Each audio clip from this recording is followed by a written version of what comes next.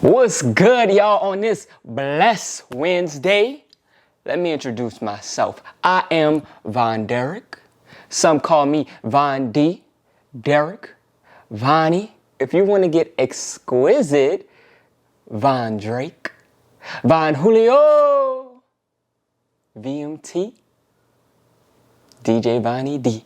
Whatever floats your boat. I would like to welcome y'all to the first tape of VMT Views, where we will be viewing what VMT thinks. And on today, we will be ranking J. King Cole, baby. You know what I'm talking about. He is the GOAT.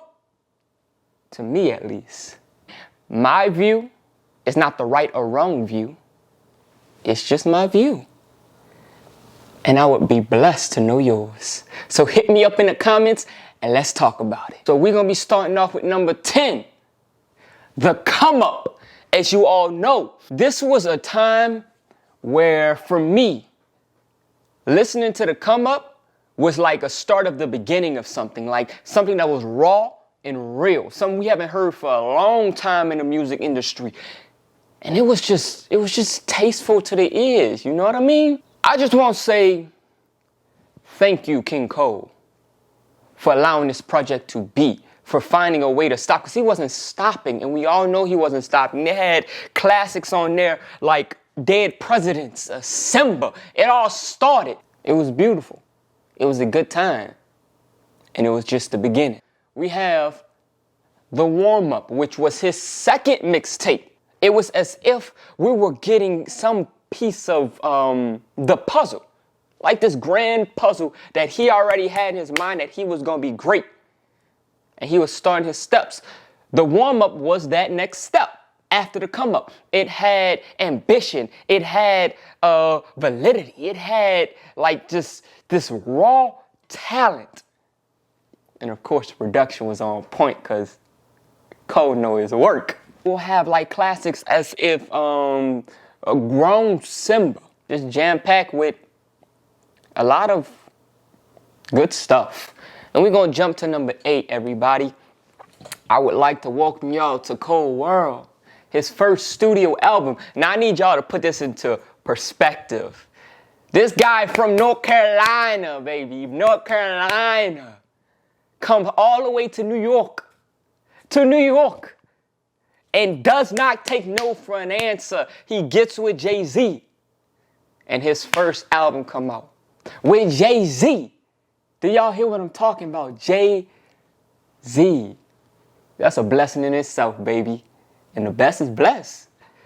In my view, it was a feeling out project. It was a good project, but it was a stepping stone. It was like we had to start somewhere to get where we're going, because if we don't take that first step, we're never gonna make it to the next one. If we just stay still, and I feel like this was his step that he was taking, right or wrong. Whatever kind of genre he was going into with his music industry, with his music career, he still took his time and he did what he had to do. Look where he at now. Now with Cole and SIDELINE's story, we got like bangers. Of course, he brought Lights Please back onto the map. Nobody's Perfect, Rise and Shine, God's Gift. Now, let me also put this into perspective for y'all. King Cole had not only Drizzy Drake, Missy Elliott, and Jay-Z. Put that into perspective for me. All on his first album. You tell me somebody who got bangers like that, who got big names like that on their album, their debut album, to this day. To this day. Come on, man. Moving on, this is where things get a little dicey, you know? You gotta get the shoulder rolling and get a little dicey with this next one, because we start off with number 7, For Your Eyes Only. Whew. Jesus, praise the Lord, because y'all need to know something. You listen to this album and I guarantee it will change your life. The dedication he did to his friend, the dedication he did to his family, his brother in arms. This man gave service and sacrifice. You can't give service without sacrifice. In Cold World,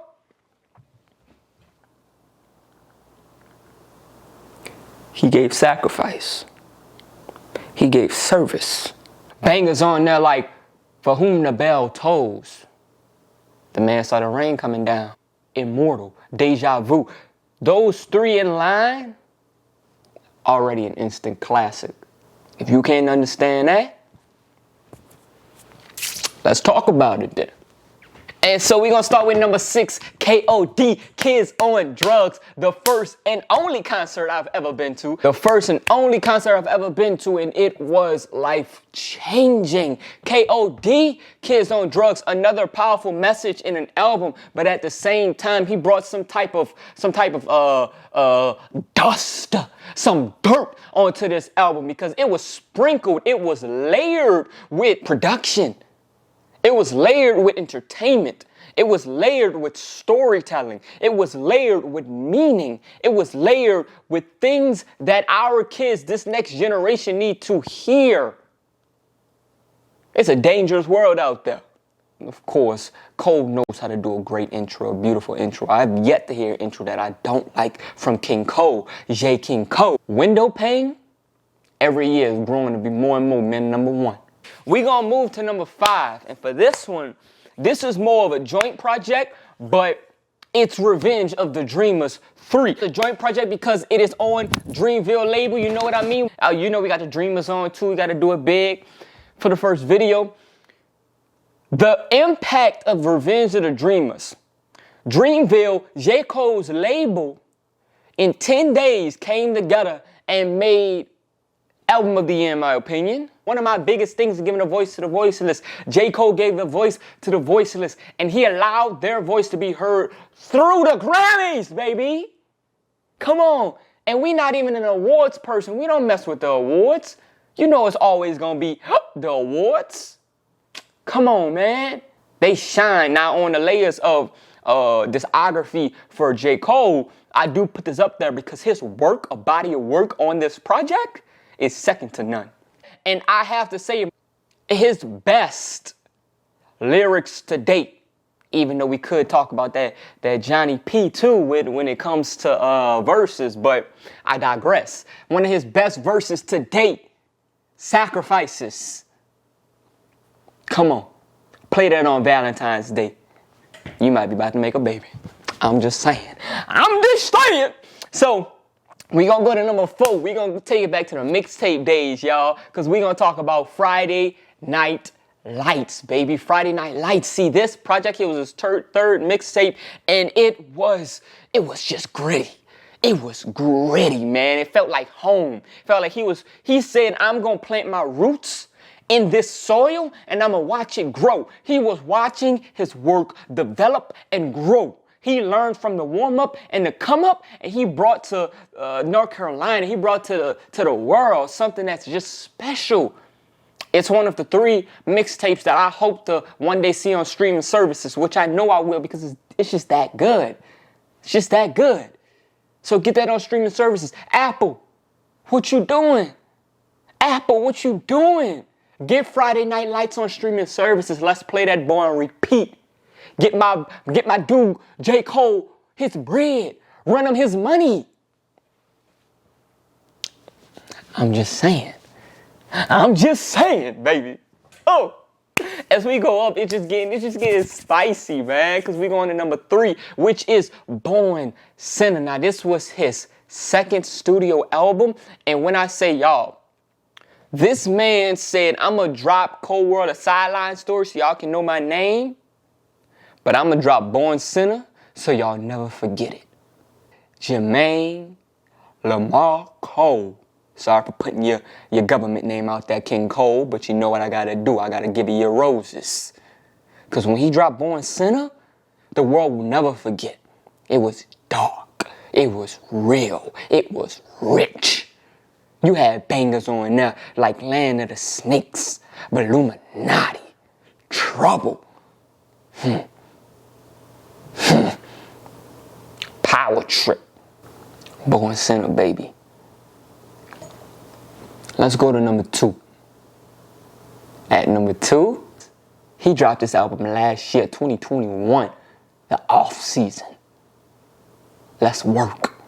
Well, let me show you I still got it and more. I can be like these young cats while also bringing this old school style to the floor. Y'all will not forget me. Written in stone.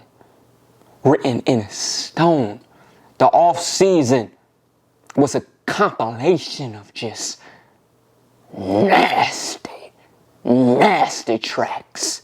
You had stuff on there like 95 Shout, Amari, My Life, Applying Pressure, Pride is the Devil. You got an interlude that's, it just stacks apart. Interludes. The Climb Back, Hunger on Hillside. This man was hungry. He was hungry. He been hungry. Man, I take that back. He wasn't hungry, he was eating. J. King Cole was eating.